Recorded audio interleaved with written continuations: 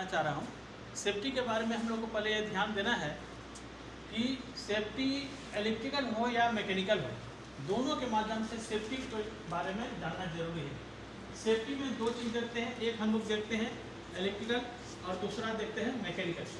Electrical में safety में देखते हैं कि पहले हम लोग मेजरमेंट टूल पर ध्यान देते हैं। मेजरमेंट टूल हो इलेक्ट्रिकल हो या मैकेनिकल हो, मेजरमेंट टूल पर हम लोग ध्यान देंगे कि जो भी मेजरमेंट टूल है, जैसे पावर को हम लोग नापना है, करंट को नापना है, एसी को नापना है, डीसी को नापना है, इसके लिए हम जो भी पावर टूल को यूज करते हैं, मेजरमेंट टूल यूज करते हैं, पहले हम देखते हैं कि हम जो नाप रहे हैं वो कितनी वोल्टेज का है, कितनी करंट का है, कितनी एम्पियर का है, उस पर सबसे बड़ा ध्यान देना है। अगर हम लोग ये नहीं जानेंगे तो हम लोग मीटर का फ्रॉड को इधर उधर लगाने पर क्या होता है कि वो खतरा का कारण हो जाता है और उसमें आग लग जाता है। इसलिए सबसे पहले हम लोग देखते हैं कि जो भी हम मेजरमेंट टूल लेते हैं तो मेजरमेंट इंस्ट्रूमेंट में हम लोग को देखना पड़ता है कि वो इक्विपमेंट पे कौन सा हम लोग टूल्स यूज करेंगे और उसी टूल्स को हम लोग यूज करेंगे और कितने मेजरमेंट टूल्स में वो आता है, सबसे पहले ध्यान देना है।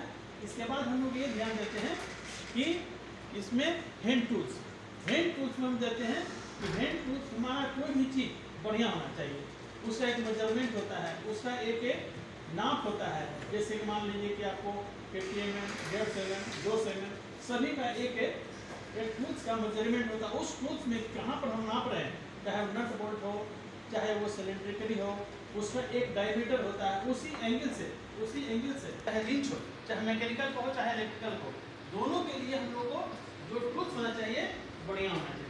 तो इस प्रकार हम लोग देखते हैं टूल्स के साथ साथ पावर टूल्स में क्या होता है, काउंट टेस्टर होता है, जनरल टेस्टर होता है, इलेक्ट्रॉनिक टेस्टर होता है, सभी का एक टेस्टर होता है, वो क्वालिटी प्रोडक्ट होता है, चाहे आईसीएमआर का हो, चाहे हेवल्स कंपनी का हो। इस प्रकार से हम लोग जो भी पावर टूल्स लेते हैं वो एक नंबर का होना चाहिए, जिसमें हमको कोई खतरा उसमें हम लोग बहुत नहीं ले सकते हैं, क्योंकि इलेक्ट्रिकल का तुरंत रिजल्ट होता है, तुरंत फायदा होता है।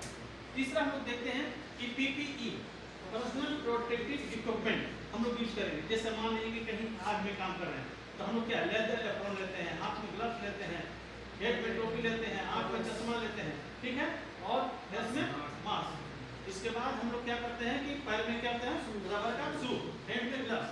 तो इसमें जो भी हम लोग पर्सनल प्रोटेक्टिव इक्विपमेंट चाहे इलेक्ट्रिकल हो चाहे मैकेनिकल हो, अगर इस क्षेत्र में हम लोग यूज करेंगे तो हमको कभी भी खतरा महसूस नहीं होगा, न हम उसमें इंजोर्ड होंगे। दूसरा क्या होता है कि मैकेनिकल में होता है हैंड टूल्स। तो हैंड टूल्स में भी बहुत प्रकार का ऐसा इक्विपमेंट है जो हैंड टूल्स के लिए हम लोग यूज करेंगे, और अच्छे प्रकार का हैंड टूल्स है, वो माइक्रोमीटर हो, वायर गेज बहुत प्रकार का है जिसमें हम हैंड टूल्स करते हैं। जिसमें सबसे पहले ध्यान देना है कि वर्कशॉप सेफ्टी में हम लोग जो भी यूज करते हैं, उस वर्कशॉप सेफ्टी के लिए जो भी हम लोग इक्विपमेंट यूज करेंगे वो बहुत ही बढ़िया होना चाहिए। तीसरा हम लोग देखते हैं भी PPE, personal protective equipment for mechanical.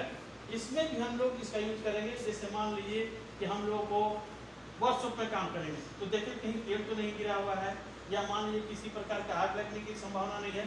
इसलिए हम लोग जहाँ तक कि देखते हैं कि जो भी काम कर रहे हैं हमको सेफ्टी पर पहला ध्यान देना है, और ये सेफ्टी आप लोग को ये जानकारी देंगे कि किसी भी वर्कशॉप में जाइए या इंडस्ट्री में जाइए, सेफ्टी पर पूरा ध्यान देना जरूरी है।